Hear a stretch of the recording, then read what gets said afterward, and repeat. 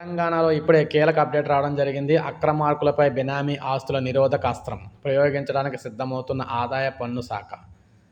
ముఖ్యంగా కళ్ళు చెదిరేలా నగలు, నగదు, లెక్కలేనన్ని ప్లాట్లు, ఫ్లాట్లు, ఎకరాల కొద్దీ వ్యవసాయ భూములు ఇలా ఈ మధ్య పట్టుబడుతున్న ఒక్కో అవినీతి అనకొండ దగ్గర వందల కోట్ల విలువైన అక్రమాస్తులు బయటపడుతూనే ఉన్నాయి.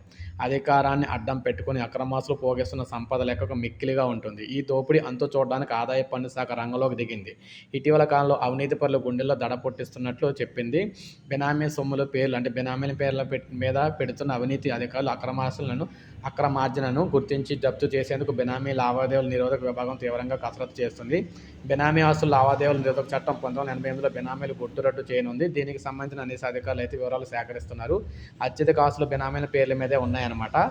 ఈ విధంగా తెలంగాణలో ఎవరైతే బెనామీలకు సంబంధించి పెట్టి ఆస్తులు సంపాదించారో వారందరినీ కూడా జప్తు చేసేందుకు తెలంగాణ సర్కార్ కీలక నిర్ణయం అయితే చేయబోతుంది. కొత్త యాక్ట్ అయితే తీసుకురాబోతుంది. ఇది అప్డేట్. ఒక లైక్ చేయండి, సబ్స్క్రైబ్ చేసుకోండి, మన ఛానల్ సబ్స్క్రైబ్ చేసుకొని ఫాలో అవుతుందండి.